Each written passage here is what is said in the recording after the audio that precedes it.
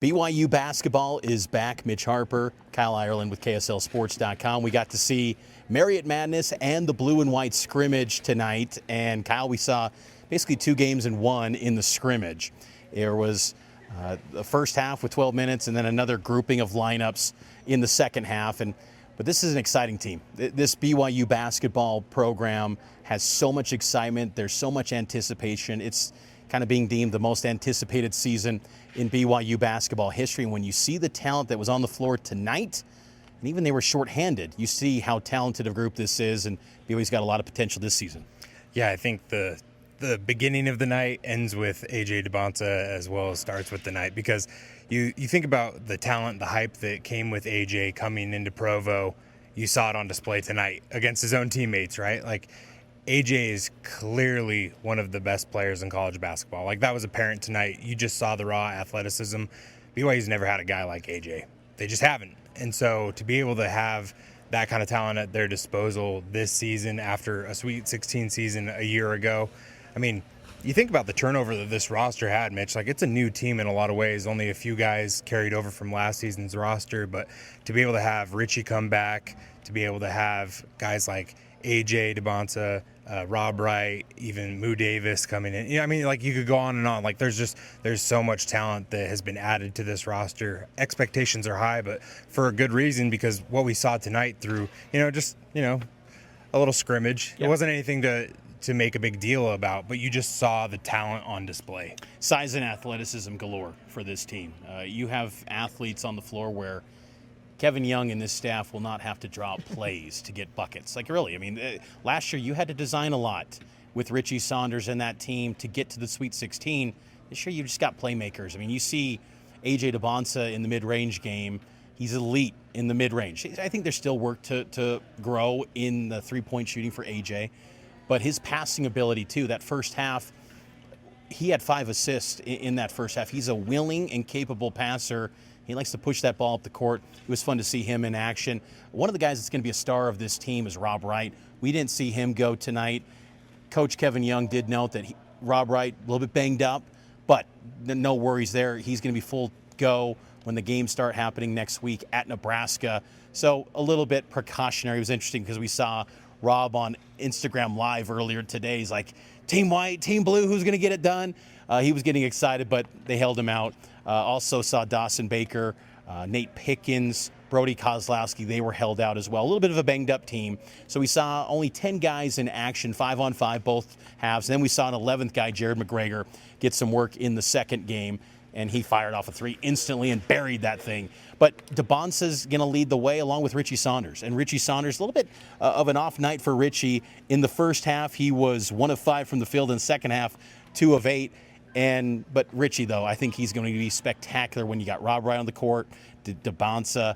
He's going to have so many open looks. Yeah, I think the biggest things for BYU to have success this season, Mitch, are health and chemistry. And they're clearly building the team chemistry still. I mean, it wouldn't be anything where you would expect them to have it, locked and ready to go as far as the chemistry is concerned, because they haven't faced anybody else except for their own teammates, right? And so to be able to get out next week, face Nebraska, you have UNC later, and you've got some big teams that you're going to be able to face where you're going to be able to stack up your talent. This BYU team is going to be able to figure out really who they are, what works best. And you mentioned Richie. I think that him and AJ in the second half, you saw them on the same team, and just that dynamic between the two of them is going to be something that I'll definitely have my eye on, just to be able to see how, Kevin Young, after the game tonight, or scrimmage, or whatever you want to call it, he talked about how AJ is such a willing passer, yeah. And you saw how the offense was able to run through Richie Saunders last season as well. It seems interesting because BYU's got so many different ways that they can go just with the talent pool that they have.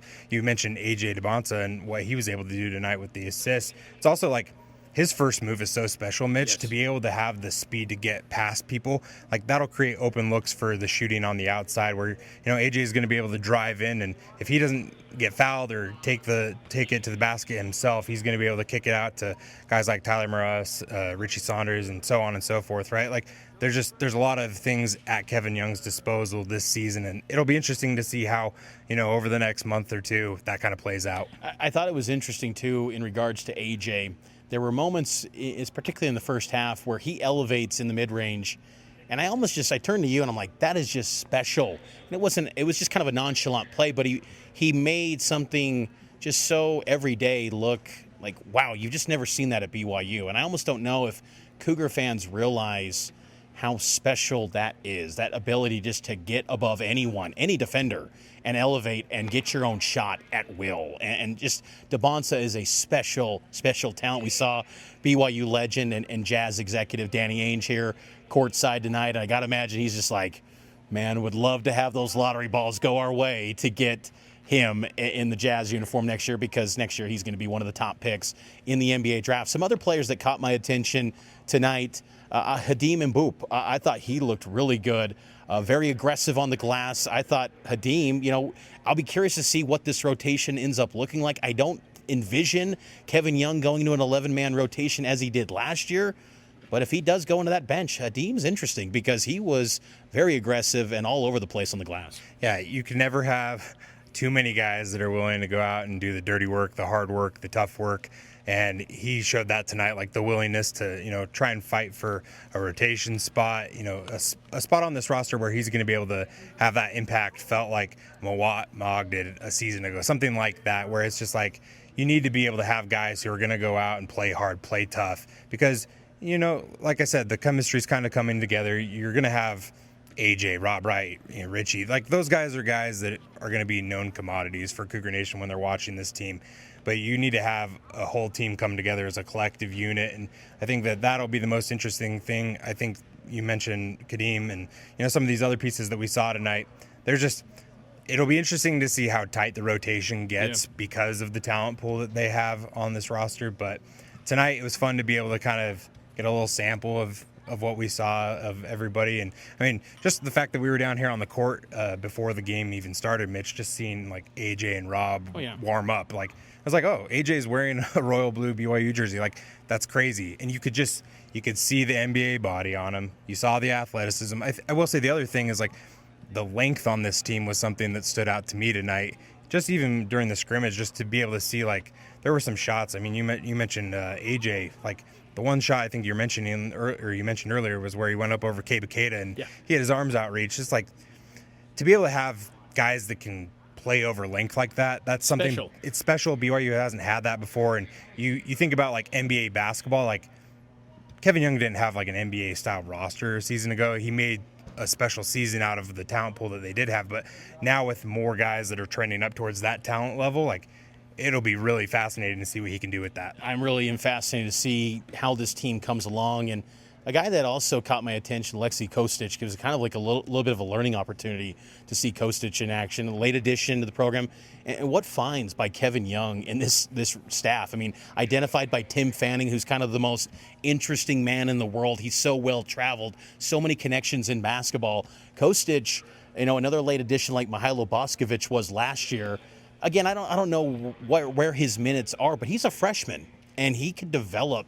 You never want to go into, this guy's going to be here for the long term, but when you do try to forecast ahead, Kostic is an interesting piece that if he wanted to stay and develop and learn from an NBA style staff, very intriguing prospect. He had 8 points in the first half in the game. We heard from him afterwards, and he even noted Jimmer Fredette, one of his favorite players. He met Jimmer in a 3-on-3 event. So pretty cool. He hasn't met Jimmer yet. So Jimmer, when you come out to Utah from Colorado or come out to a BYU game, you got to meet Kostic because he's a big fan of you.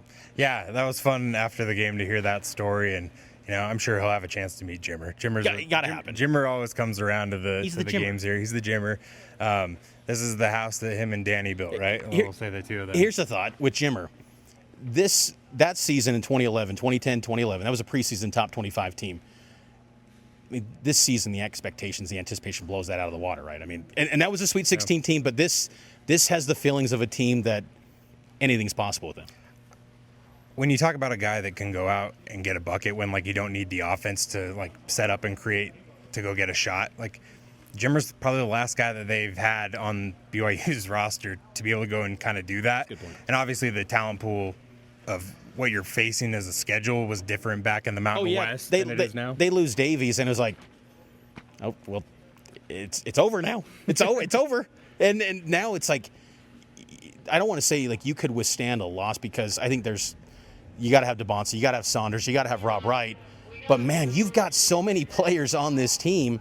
It's a fascinating roster, and I just think there's so much potential. And what's exciting, too, for Cougar fans, Kyle, is that they're going to see this team go up against some real squads in the non-conference. It's not going to be a bunch of nobodies. You're going to still have those games in the Marriott Center, but you're going to really learn about this team. And there might be some losses. It's going to happen. I mean, you're going to go to UConn where it's basically a road game. Even though AJ is going to have a homecoming, it's going to basically be a road game playing against a top 5 team in UConn. But you're going to get some barometers for this team to really measure where they're at as a team. Whereas last year, we didn't really know much about this team until really late January, and that was still a work in progress. Whereas this team, we're going to learn a lot about them in non-conference, and I think they got the potential. If they are healthy, they could hit the ground running in Big 12 play, and then they're in position for 3 seed, 2 seed, maybe even a 1 seed if it all comes together for this team. And that's what's so exciting about this group, is that they've got all the pieces in front of them. If they can stay healthy and bring that chemistry together, this could be a really special team. I also think when you talk about chemistry, you got to look at the coaching staff as well. And Kevin Young,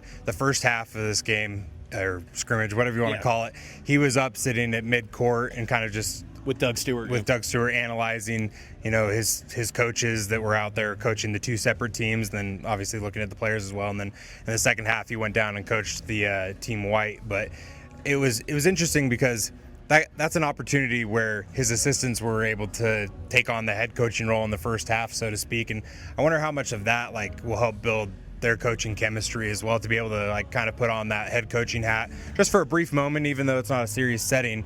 I just think about the opportunities that, you think about NBA teams in summer league or preseason, that's what this is for BYU. It's summer league right now. And, when they face Nebraska next week, that's a preseason game. And so even though it's new to college basketball, it's not new to Kevin Young. And so to be able to kind of implement some of those NBA things into the BYU program, I think is valuable. Yeah, Will Voigt and Tim Fanning were the coaches in the first half of action. Then KY took over the White team, which basically had 4 of what you would expect would be the 5 starters on opening night. And then Team Blue looked to be coached by Coach Burgess. Also, Brandon Dunson was very active in those huddles as well. It was good to see Coach Dunson back because we didn't see him for about the last 2 months of the season after that Texas Tech game in Provo last year. So good to see Coach Dunson back on the bench as well. But again, this is going to be an exciting year of BYU basketball, Kyle. We'll have you covered throughout.